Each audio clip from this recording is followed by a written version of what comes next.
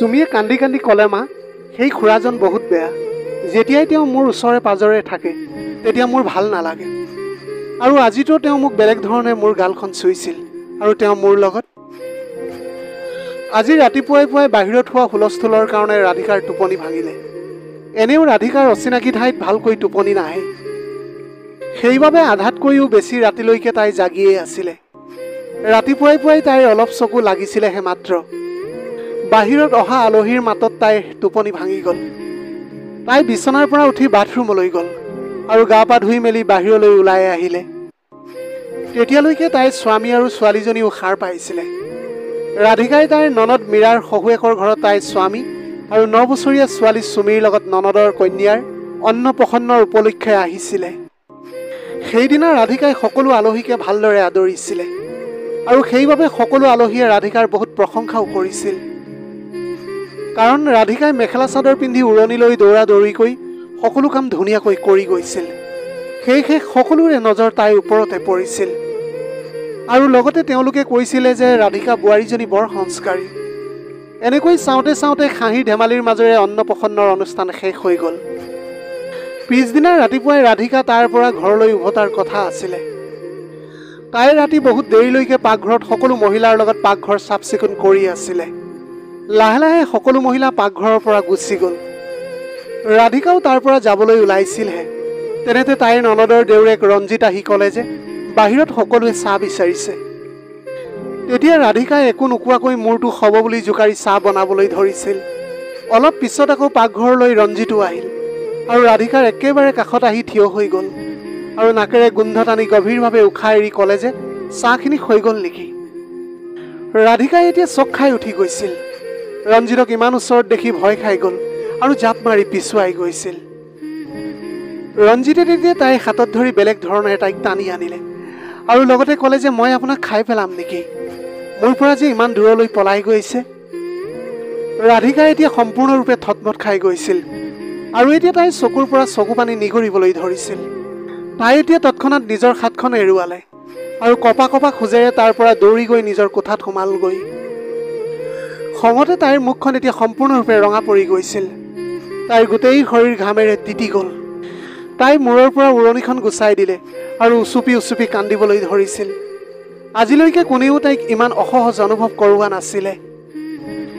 এতিয়া তাই হঠাতে উঠিছিল আৰু আইনাখনৰ সন্মুখত থিয় হৈ নিজকে চাবলৈ ধৰিলে। আচলতে তাইৰনো কি ভুল আছিল যে ৰঞ্জিতে তাইক বেয়া চকুৰে চাইছিল। তাইৰ উৰণিৰে তাইৰ মুখখন ঢাকিয়েই থৈছিল। মেখেলা চাদৰো তাই শালীনতাৰে পিন্ধিছিল। তাই আলহীৰ মাজত বেছি কথাও নাপাতিছিল। একেবাৰে চুপচাপ মৌন হৈ সকলো কাম কৰি গৈছিল। তাৰ পিছতো তাইৰ এনেকুৱা কি ভুল হ'ল যাৰ ফলত সেই মানুহজনৰ উদ্দেশ্যটো বেয়া হৈ পৰিছিল। সেইটোহে তাই এতিয়া একেবাৰে বুজি পোৱা নাছিল। এইবিলাক কথা ভাবি তাইৰ মূৰটো ঘূৰাবলৈ ধৰিছিল আৰু এতিয়া তাই বিচনাত পৰি গৈছিল। আজি তাইৰ সেই দিনটো মনত পৰিলে যেতিয়া তাইৰ বিয়া হোৱা নাছিলে। এদিন তাইৰ বৌয়েকে বজাৰৰ পৰা আহি ক'বলৈ ধৰিলে যে সেই তিনিআলিটোত মোক কেইজনমান ল'ৰাই জোকাইছিলে বুলি। তেতিয়াই ৰাধিকাই মুখখন বেকেটাই কৈছিল যে আৰে বৌ, তুমি চুৰিজাৰ পিন্ধি ইমান খোলা খুলিকৈ বাহিৰত ঘূৰি ফুৰিলে ল'ৰাইটো জোকাবই ন। আচলতে তুমি মেখেলা চাদৰ পিন্ধিহে উৰণিখন লৈ বাহিৰলৈ ওলাব লাগিছিল, তেতিয়াহে তোমাক কোনেও নুজোকালেহেঁতেন। তেতিয়া তাইৰ বৌয়েকে খঙতে ক'লে যে জোকোৱাবিলাকে জোকাবই, লাগিলে তুমি মেখেলা চাদৰ শাৰী যিয়েই পিন্ধি নোযোৱা কিয়। সেইটো সময়ত মই কোনো বেয়া কাপোৰ পিন্ধি যোৱা নাছিলোঁ আৰু মোৰ আচৰণো তেনেকুৱা কোনো বেয়া নাছিল। যিবিলাক এনেকুৱা মানুহ থাকে তেওঁলোকে কি পিন্ধি গৈছা সেয়া নাচায়। তেওঁলোকে মাত্ৰ জোকায় আৰু সদায় আপোনাক বেয়া নজৰ দি ভাল পায়। সেইটো সময়ত ৰাধিকাই বৌয়েকৰ কথাবিলাক বুজি পোৱা নাছিল আৰু ভাবি আছিলে যে তাত সকলো ভুল বৌয়েকৰে আছিলে। সেয়েহে ৰাধিকাই বিয়াৰ পিছত এজনী আদৰ্শ বোৱাৰীৰ দৰে সদায় মেখেলা চাদৰ পিন্ধি উৰণি লৈ থাকিছিল। ডাঙৰৰ সন্মুখত ডাঙৰকৈ কথাও কোৱা নাছিল। কিন্তু তাৰ পিছতো যাৰ চৰিত্ৰ বেয়া আছিলে সি মৰ্যাদাৰ সীমা পাৰ কৰিবলৈ চেষ্টা কৰিছিলে। ৰাধিকাই মনতে এটা গভীৰ আঘাত পাইছিল। তাই তেতিয়া নিজৰ স্বামীক সকলো কথা কৈ দিছিল। তেতিয়া তাইৰ স্বামীৰো খং উঠিলে, কিন্তু তেওঁ ভাবিলে যে ভনীৰ শহুৰৰ ঘৰত আহি কাজিয়া কৰাটো উচিত নহ'ব। সেইকাৰণেহে তেওঁলোকে কথাটো ডাঙৰ নকৰিলে। ৰাধিকাৰ এইটো একেবাৰে সহ্য হোৱা নাছিলে যে ভুল কৰাবিলাকে মূৰ তুলি শান্তিৰে ঘূৰি ফুৰি আছে আৰু যাক বেয়া ব্যৱহাৰ কৰিলে তেওঁ এতিয়া লুকাই ৰুমৰ ভিতৰত সোমাই আছে। তাৰ পিছতো তাই স্বামীৰ আগত একো ক'ব নোৱাৰিলে। এতিয়া ৰাধিকাই নিজৰ স্বামী আৰু ছোৱালীৰ লগত নিজৰ ঘৰলৈ উভতি আহিছিল আৰু আগৰ দৰে সাধাৰণ জীৱন যাপন আৰম্ভ কৰি গৈছিল। এই সকলো কথাৰ মাজেৰে তাইৰ লগত ঘটা সেই সকলো ঘটনা পাহৰিবলৈ চেষ্টা কৰি গৈছিল। লাহে লাহে এতিয়া সকলো ঠিক হ'বলৈ ধৰিছিল। কিন্তু এদিন হঠাতে যেতিয়া সুমি টিউচনৰ পৰা আহিলে তেতিয়া তাই কান্দিবলৈ ধৰিছিল। ৰাধিকাই তেতিয়া ভয় খাই গৈছিল আৰু তাই মৰমেৰে সুধিলে যে মাজনী তুমি কিয় কান্দিছা? সুমিয়ে সেইটো সময়ত একো কোৱা নাছিল, মাত্ৰ তাই কান্দিহে আছিল। ৰাধিকাই এইবিলাক দেখি এতিয়া বহুত ভয় খাই গৈছিল। ৰাধিকাই এতিয়া বহুতবাৰ মৰমেৰে তাই ছোৱালীজনীক সুধিছিল। তাৰপিছত সুমিয়ে ফেকুৰি ফেকুৰি ক'লে যে মা তুমি মোৰ কথা বিশ্বাস কৰিবানে? ৰাধিকাই তেতিয়া সুমিৰ হাতখন টানকৈ খামুচি মাৰি ধৰি ক'লে যে মাজনী মই তোমাৰ মা হওঁ, মই বিশ্বাস নিশ্চয় কৰিম তোমাৰ কথাবিলাক। তুমি এতিয়া কোৱা যে আচলতে কথাটোনো কি? সুমিয়ে তেতিয়া কান্দি কান্দি ক'লে যে মা সেই খুৰাজন বহুত বেয়া, যেতিয়াই তেওঁ মোৰ ওচৰে পাজৰে থাকে তেতিয়া মোৰ ভাল নালাগে, আৰু আজিতো তেওঁ মোক বেলেগ ধৰণেৰে মোৰ গালখন চুই আছিল। এই কথাটো শুনি ৰাধিকা একেবাৰে আচৰিত হৈ গ'ল। ৰাধিকাৰ ওচৰৰ ঘৰলৈ কেইদিনমানৰ আগতে আঠবয়সীয়া মানুহ এজন আহিছে যাৰ নাম অমৰ। তেওঁলোকে কৈছিল যে সেই মানুহজনৰ পত্নীগৰাকী ঢুকাইছে আৰু তেওঁ গাঁৱৰ পৰা ইয়ালৈ কাম বিচাৰি আহিছে। কেইদিনমান আগতে তেওঁ ইয়াত ভাল এটা কামো পাইছে। এতিয়া এনেকৈ সন্ধিয়া সময়ত তেওঁ কলনীৰ ল'ৰা ছোৱালী কেইটামানক গোট কৰি টিউচনো পঢ়াব লৈছিল। সকলো ল'ৰা ছোৱালীয়ে তেওঁক খুৰা বুলিয়েই মাতিছিল। ৰাধিকাও ভাবিলে যে সুমিয়ে ওচৰতে টিউচন পঢ়িলে অলপ চিন্তা কমিব। সেইকাৰণেহে তাই সুমিকো তাত টিউচন পঢ়িবলৈ পঠিয়াই দিছিল। অমৰে ভাল পঢ়াইছিল, সেইকাৰণে কলনীৰ প্ৰায় ল'ৰা ছোৱালীয়ে তেওঁৰ ওচৰলৈ যাবলৈ ধৰিছিল।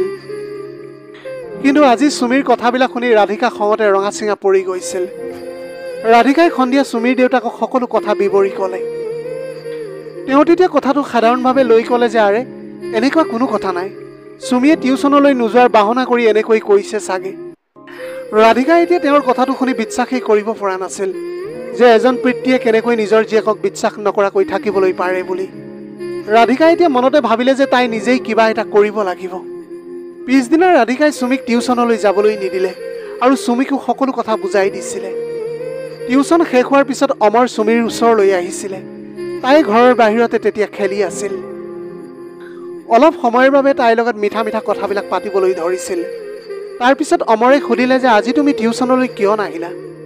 তেতিয়া সুমিয়েও ক'লে যে খুৰা আজি মোৰ গাটো একেবাৰে ভাল নহয়।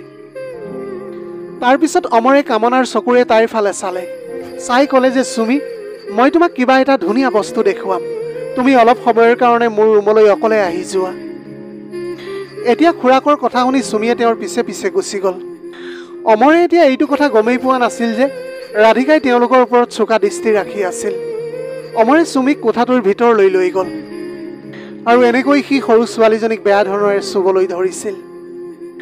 ৰাধিকাই মনে মনে সেই সকলো দৃশ্য কেমেৰাত বন্দী কৰি লৈছিল আৰু তাই লগে লগে হুলস্থুল লগাই কলনীৰ গোটেই মানুহখিনিক গোটাই একগোট কৰালে। এতিয়া অমৰৰ এইবিলাক নিকৃষ্ট কাম দেখি কলনীৰ মানুহবিলাকে তাক মাৰিবলৈ ধৰিছিল। ৰাধিকাই সেইটো সময়ত পুলিচক ফোন কৰি দিলে আৰু তেতিয়াই প্ৰমাণৰ সহায়ত অমৰক গ্ৰেপ্তাৰ কৰি লৈ গৈছিল। সন্ধিয়া যেতিয়া সুমিৰ দেউতাকে সকলো কথা গম পাইছিল তেতিয়া তেওঁ বহুত অনুশোচনা কৰিবলৈ ধৰিলে যে তেওঁ আচলতে নিজৰ ছোৱালীজনীৰ কথাবিলাক বিশ্বাস কৰিবলৈ লাগিছিল। সেইবাবে আজি ৰাধিকায়ো এই কথাটো বুজি পাইছিল যে মহিলাই লাগিলে যিমানেই মৰ্যাদাৰে নাথাকক কিয়, যিবিলাক মানুহৰ মগজুত বেয়া বিচাৰ চলি থাকে তেওঁলোকৰ সাজ পোছাক চাল চলন এইবিলাকত কোনো গুৰুত্ব নাথাকে, কাৰণ তেওঁলোকে মাত্ৰ সেই সময়ত সন্মুখত থকাজনক নিজৰ শিকাৰ বুলি গণ্য কৰে। সেইকাৰণে গাভৰুৱেই হওক বা বোৱাৰীয়েই হওক, বুঢ়ীয়েই হওক বা সৰু ছোৱালীয়েই হওক, কোনো সুৰক্ষিত নহয়।